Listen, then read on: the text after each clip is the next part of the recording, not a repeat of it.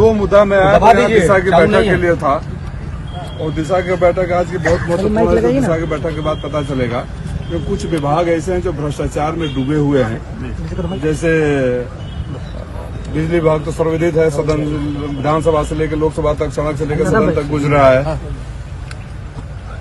PWD और खास तौर से मऊ में जो स्वास्थ्य विभाग में एक माफिया काम कर रहा है, जो मरीजों का उत्पीड़न हो रहा है, जो अधिकारियों से मिलजुल कर प्राइवेट प्रैक्टिस हो रही है और आयुष्मान कार्ड के बाद भी वसूली हो रहा है, और कार्रवाई शिकायत करने पर भी कार्रवाई नहीं होती है। ऐसे अधिकारियों से आज पूछताछ होगी कि चाहते क्या है। मऊ को लूटना तो जारी नहीं रहेगा। उसके बाद ये हमारे अटेवा के साथी लोग आए। इस देश में सरकार एक वन नेशन वन इलेक्शन की बात करती है, और वन नेशन 3 पेंशन, ये तो सामान्य नहीं है ना। हमको पेंशन मिले, सबको मिले, हर आदमी पूरी जिंदगी अपनी दे देता है, तो रिटायरमेंट के बाद बुढ़ापे की एक उम्मीद होती थी। और ये सरकार जब भी आती है, इन्हीं लोगों के भरोसे सरकार आती है, इन्हीं का उत्पीड़न करती है। कि इनकी जायज मांग है, हमारे तो घोषणा पत्र में भी था। इस बात को भी मैं समझ से लेकर सदन तक उठाने का काम करूंगा। अबू आजमी के बयान को लेकर क्या कहेंगे? अबू आजमी ने जो बयान दिया और वापस ले लिया, तो जो व्यक्ति अपना बयान को वापस ले लिया वहीं खत्म हो जाना चाहिए ना बात, मुद्दा। लेकिन जिस सरकार के पास महंगाई पर, बेरोजगारी पर, अत्याचार पर, लूट पर, खसोट पर, माफियाओं पर, जो माफिया रील बना रहे थे महाकुंभ पर, उसके पास जवाब नहीं है, तो ध्यान भटकाने के लिए, मुद्दे भटकाने के लिए कुछ न कुछ सोचती रहेगी कि अभी कांग्रेस के प्रवक्ता ने क्या कर दिया, कभी किसी ने क्या कर दिया।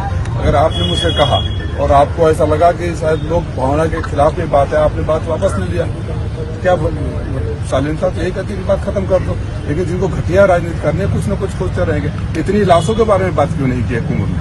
इतने कुंभ के लाशों के बारे में क्या? जो लाशें गिरी थी गरीबों की, वो दब गई थी, जिसके लिए पैसे वसूली हो रहे थे, वो कम था। जो माफिया वहां रील बना रहे थे, उसके बारे में कार्रवाई कब करेंगे? और मुख्यमंत्री जी कार्रवाई करने की बात करते हैं। मैंने मुख्यमंत्री से कहता हूँ कि आधे से अधिक कैबिनेट पर कार्रवाई कर दीजिए, खत्म हो जाएगा। एडीआर की रिपोर्ट निकाल लीजिए, एनसीआरबी की रिपोर्ट निकाल लीजिए। सारे अपराधी वहां बैठे हुए हैं। और इन्वेस्टमेंट समिट का देखा है कि ईडी ने पकड़ा वहां से फर्जी इन्वेस्टमेंट समिट। मैं पहले इन्वेस्टमेंट समिट से बोलता आ रहा हूं कि ये सबसे बड़ा फर्जीवाड़ा है। और उत्तर प्रदेश सरकार जितना अपने आंकड़े दिखाती है, भारत सरकार के बजट से भी ज्यादा दिखा दिया। जमीन पर कुछ भी नहीं दिखता है। फर्जी लोगों की फर्जी, सरकार की फर्जी बातें हैं। सांसद जी, क्या दिशा की बैठक में शिक्षा विभाग के भ्रष्टाचार का सवाल उठेगा? बिल्कुल उठेगा। बीएसए मऊ का भ्रष्टाचार का अड्डा बन गया पूरा। बिल्कुल उठेगा। आप लोग को जो मुद्दा कहेंगे सबका उठेगा। सांसद जी, महिला जिला अस्पताल में कोई वाकया होता है तो उसके बाद सीएमएस कहते हैं डॉक्टरों की कमी है, इस पर क्या कहेंगे? कोई डॉक्टर क्यों नहीं बोला? ये तो यहाँ ये स्वास्थ्य विभाग में एक बहुत बड़ा माफिया काम कर रहा है, जो नीचे से लेकर ऊपर तक जुड़ा हुआ है। उनके में हम लोग खामोश रहने के लिए थोड़े जनता ने चुन कर भेजा है। अगर ऐतिहासिक मतों से राजीव राय को जनता ने आशीर्वाद दिया, तो राजीव राय को इतनी बड़ी जिम्मेदारी भी है।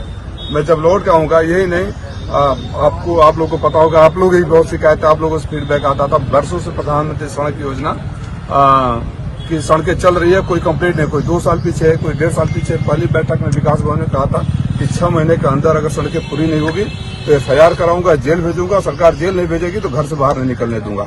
मुझे खुशी है कि पहली बार उनको लगा कि कोई प्रतिनिधि है, कह रहे हैं कि सारी सड़कें तैयार हैं। उन सारी सड़कों का भी लोकार्पण करूंगा। और पुनः इस बैठक के बाद, क्योंकि लेट हो रहा हूँ, विस्तृत वार्ता जो भी आप सवाल करेंगे। पीले गमछे वालों को पुलिस पीट रही है थाने में। अब बेचारे, उनका क्या दोष है? जो मंत्री जी भड़का भेजते हैं उनको, वो तो कल मैंने ट्वीट किया था, आप लोग अगर देखे होंगे तो मैंने बलिया पुलिस से कहा था जांच करके कार्रवाई, उसके बाद कार्रवाई शुरू हुआ, तो उसका भी श्रेय लेना चाहते हैं।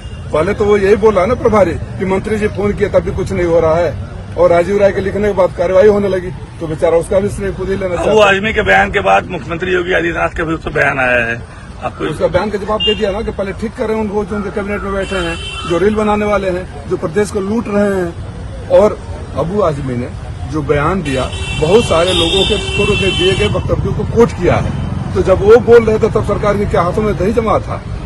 उनके ऊपर कार्रवाई क्यों नहीं हुई? होनी चाहिए ना। राजीव राय बोले तो सही और किंकर बोले तो गलत, ये तो नहीं हो सकता।